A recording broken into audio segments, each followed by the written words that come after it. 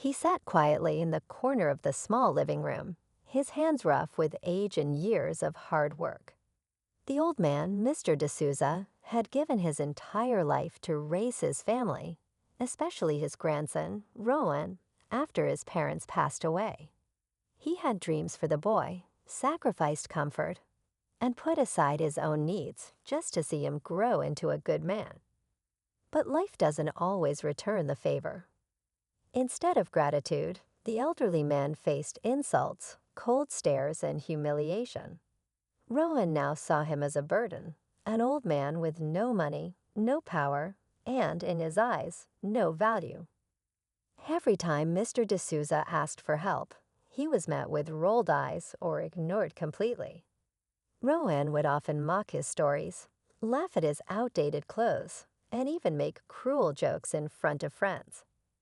The once loving relationship between grandfather and grandson had turned into one of disrespect and shame. The neighbors began to notice, but Mr. D'Souza stayed silent, holding on to hope and dignity. But then something unexpected happened. One day, as he sat on a park bench alone, tired and heartbroken, a chance encounter with a stranger changed everything. A single conversation, a moment of kindness, and a hidden talent Mr. D'Souza had long forgotten sparked a chain of events that no one, especially Rowan, could have ever imagined. This is the story of how an elderly man, once humiliated and cast aside by the one he loved most, found his second chance. What happened next didn't just turn his life around, it shocked the entire neighborhood. But before we reveal how Mr. D'Souza went from forgotten to a millionaire, you need to hear what happened that day in the park, because that's where it all began. It was a quiet afternoon when Mr. D'Souza walked to the park, the same path he had taken for years.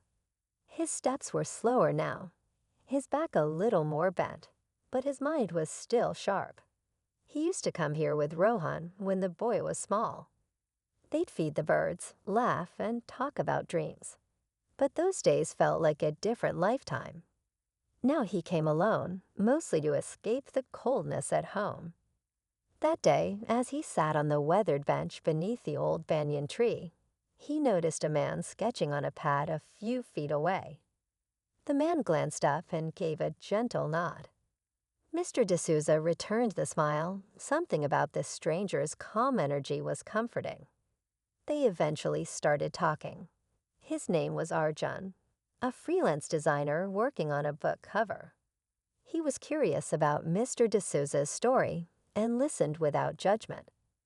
For the first time in years, the old man felt heard. As their conversation flowed, Mr. D'Souza casually mentioned how he used to make beautiful wooden toys by hand when he was younger. It was something he loved, an art passed down from his father. Arjun was intrigued. "Do you still make them?" he asked. Mr. D'Souza chuckled. "Not anymore. No one's interested in old things now." But Arjun didn't agree. He asked to see them if any were left. That spark, that moment, it lit something inside Mr. D'Souza that had long been buried. Back at home, he quietly went to the storeroom and pulled out a dusty box filled with memories. Hand-carved toys, each with its own story. As he cleaned them, he felt something shift. He didn't know it yet, but this small action was about to lead to something much bigger than he could have imagined. As Mr. D'Souza carefully polished the old wooden toys, each curve and detail brought back a flood of memories. He remembered late nights in the workshop, working by lantern light while little Rowan sat beside him, watching with wide eyes. Back then, the boy admired him. But somewhere along the way, that admiration turned into distance and eventually disdain. Rowan had grown up chasing fast things, money, style, fame. In his eyes, old crafts and values had no place in the modern world. Meanwhile, Arjun kept his promise. A few days later, he returned to the park and asked to see the toys. When Mr. D'Souza showed him the collection, Arjun's face lit up. "These are more than toys," he said. their art, stories carved in wood. He took pictures and suggested posting them online. Mr. D'Souza hesitated. He didn't understand social media or online stores. Who would buy these? He asked quietly. But Arjun was confident. You'd be surprised. People are searching for meaning, for something real. These toys aren't just handmade, they're heart-made. While this new friendship began to blossom, back at home, the tension with Rohan only grew. He noticed his grandfather smiling more, sneaking off with a sense of purpose. Rohan didn't like it. He felt something was changing, control slipping from his hands. One night, he followed Mr. D'Souza to the park, suspicious and annoyed. He didn't like seeing him talk to a stranger, especially someone younger who seemed to respect the old man in a way Rohan never could. At the same time, Arjun began receiving interest from a few boutique gift shops and collectors after posting the photos. The buzz was small, but growing. And as whispers of opportunity circled, Rowan's bitterness deepened. He didn't know it yet, but the world was beginning to see the man he had taken for granted.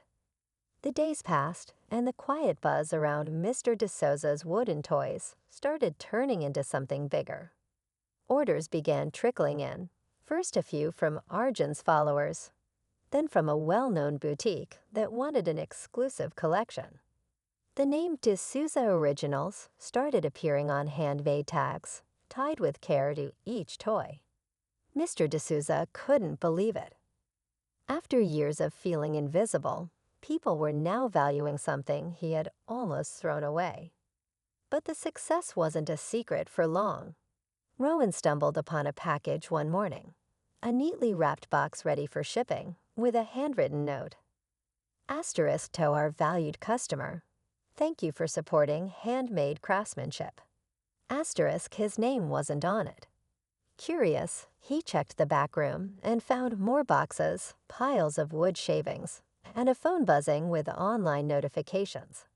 His eyes narrowed. So this is what he's been hiding, he muttered. The next evening, Mr. D'Souza returned from the park to find Rohan waiting, arms crossed. What's going on? He demanded.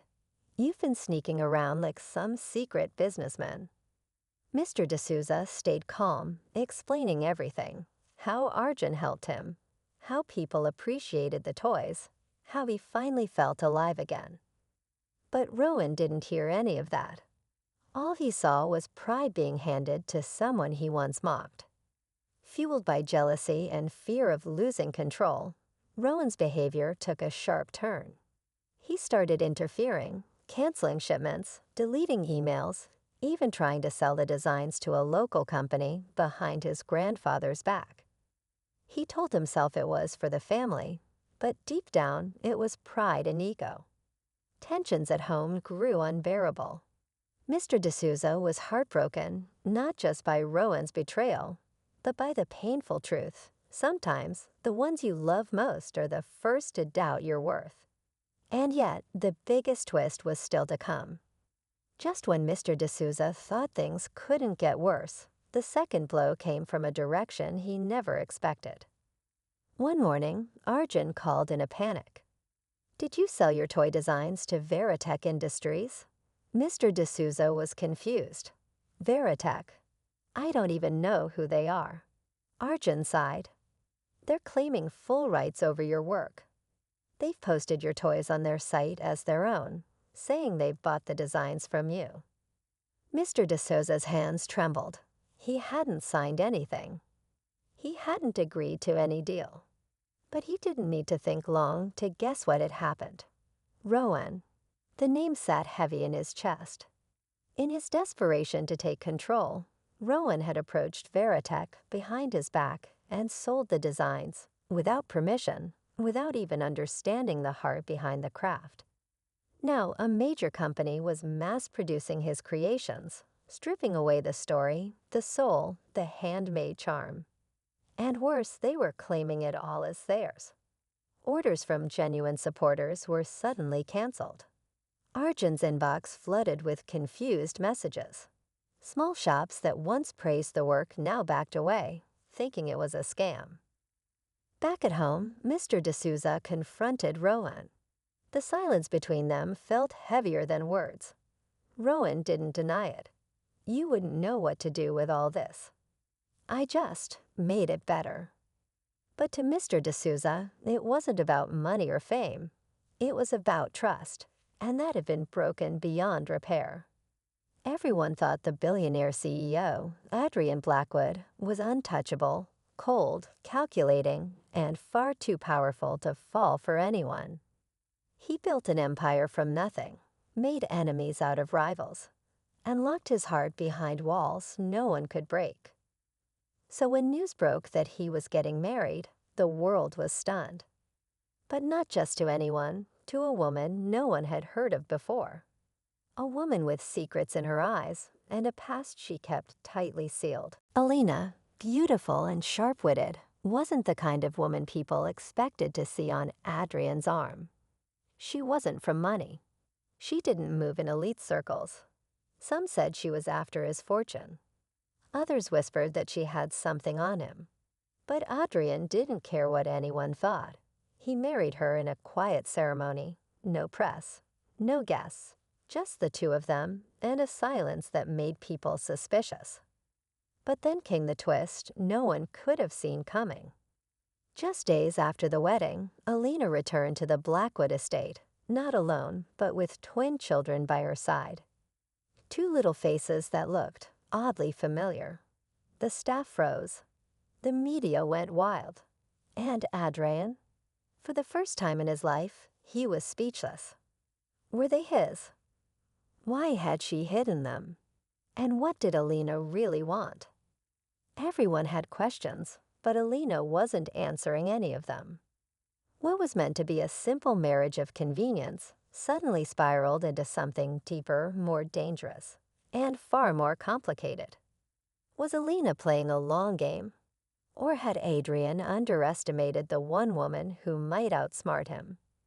Stay tuned, because the truth behind Alina's arrival, and the twins, will change everything. Adrian didn't like surprises, especially not ones that showed up in the form of two small children calling his wife Mama. He stood still, jaw tight, eyes locked on Alina as if trying to read her mind.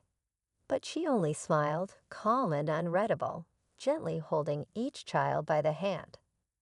The twins, a boy and a girl, looked no older than 5. And the strangest part, they had Adrian's stormy gray eyes. Whispers spread like wildfire. Some of the staff thought Alina had tricked him, bringing children that weren't his to claim a bigger share of his fortune. Others swore there was something familiar in the way the boy tilted his head, the way the girl crossed her arms. Habits that mirrored Adrian's own. No one dared ask, but the tension in the house grew heavier by the hour. Adrian, still reeling, called for a private conversation. Behind closed doors, he demanded answers, but Alina offered none. "You married me knowing nothing," she said quietly, "so why do you expect the truth now?" Her words weren't angry, but they hit him like a blow. She had a point. This marriage wasn't about love. It was a contract, a solution to something neither had spoken about publicly. But now, with the twins in the picture, everything had changed. Adrian began digging. Who exactly was Alina before she met him? Why was there no record of the twins' birth? His tech team hit dead ends, documents erased, photos missing, digital trails gone cold. The more he searched, the less he found, and that only made him more suspicious. Was Alina hiding something dangerous? Were the children part of a scheme, or something else entirely? The answers were close, but the truth, whatever it was darker than Adrian ever expected. Days passed, but the tension inside the Blackwood mansion only grew thicker. Adrian became distant. He couldn't sleep, couldn't focus. Every time he looked at the twins, something in him stirred. A strange mix of suspicion, confusion, and something he couldn't name. He had built his life around control, around facts. But Alina had brought mystery right into his home, and it was unraveling him. Alina, on the other hand, acted like nothing was wrong. She walked the halls like she belonged there, as if she hadn't just flipped Adrian's entire world upside down. She cooked breakfast for the twins, laughed with them in the garden, and tucked them in at night while Adrian watched from a distance, trying to make sense of it all. He started noticing little things. How the boy had the same stubborn glare he saw in the mirror. How the girl furrowed her brow when she was deep in thought, just like his late mother used to. Meanwhile, Adrian's closest friend and lawyer, Marcus, started asking questions of his own. "You need to get a paternity test," he warned. But Adrian hesitated. If they were his, what then? Why had Alina kept them a secret? And if they weren't, what game was she playing? Behind all this, another subplot began to unfold. A woman from Adrian's past, Cassandra, reappeared in the city.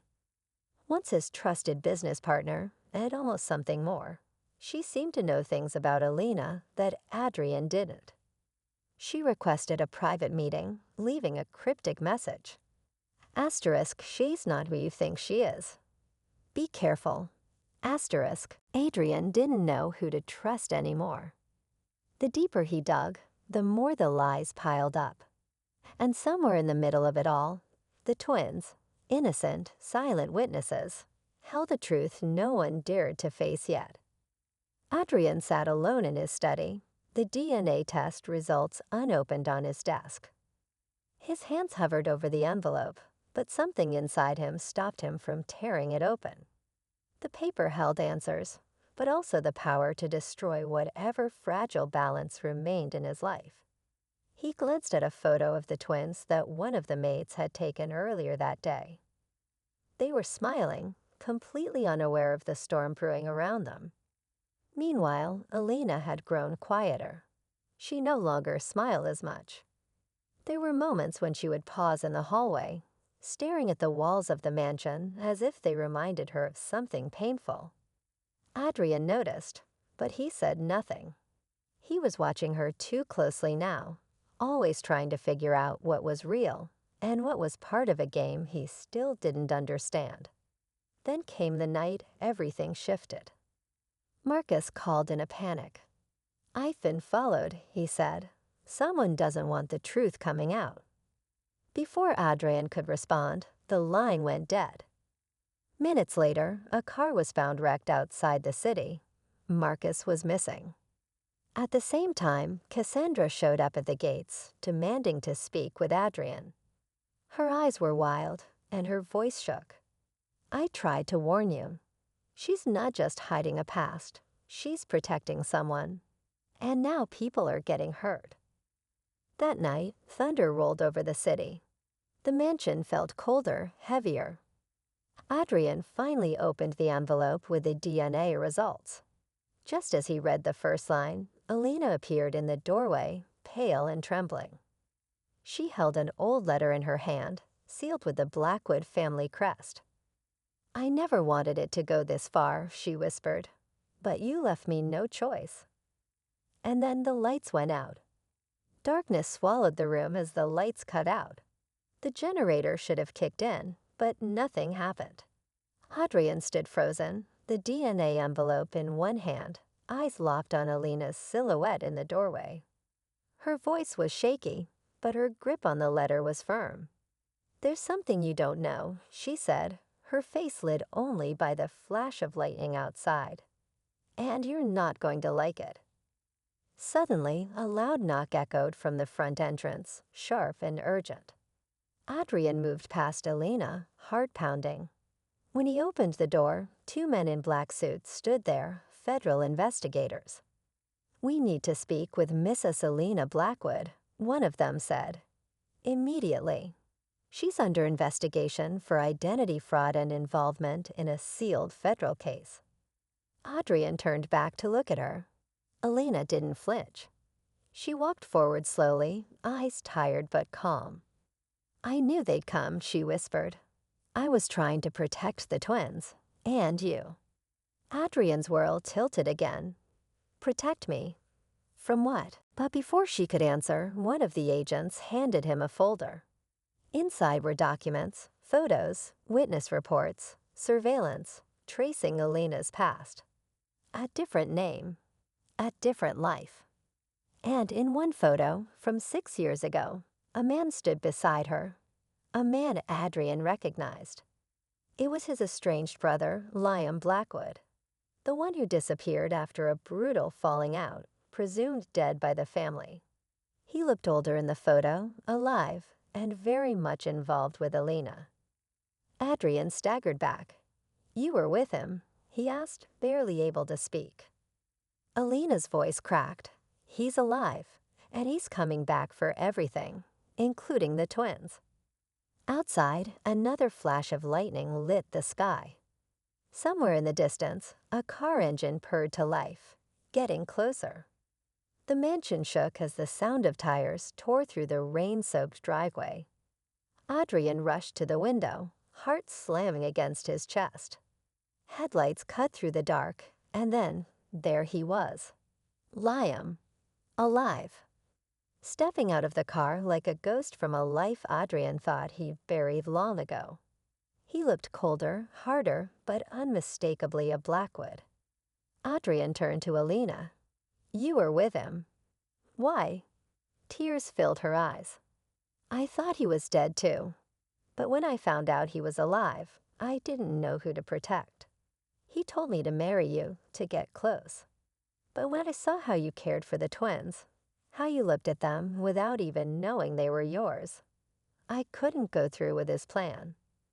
Adrian opened the DNA envelope with shaking hands. One line confirmed what he already felt deep down. The twins were his. Liam stormed through the front doors, soaked and furious. "You think you've won, brother. This was never about you. It was about taking back what Dad stole from me. And now you both stand in my way." "You faked your death," Adrian said, stepping in front of Elena and the twins. "You made her believe you were someone else." Liam reached into his coat, but the agents moved in, yelling commands. In seconds, they had him restrained. "This isn't over," he spat, eyes burning. "The truth about our family, it runs deeper than any of you know." As he was dragged out, Elena clutched Adrian's hand. "I never wanted to lie," she whispered. Adrian looked at the twins, his children. He finally understood what mattered. Adrian stood frozen, the second envelope in his hands. The chaos of the night was beginning to settle, but inside, his world was still spinning. The federal agent gave him a small nod, urging him to open it. Inside were legal documents, his father's revised will, dated just weeks before his death. It named not just Adrian and Liam, but a third heir. A child born out of wedlock. A daughter. The truth hit hard. Elena read over his shoulder, her breath catching. "It's her," she whispered, her eyes wide. But just as peace seemed possible, the lead agent pulled Adrian aside and handed him a second envelope. "There's something else. About your father's will and the third child."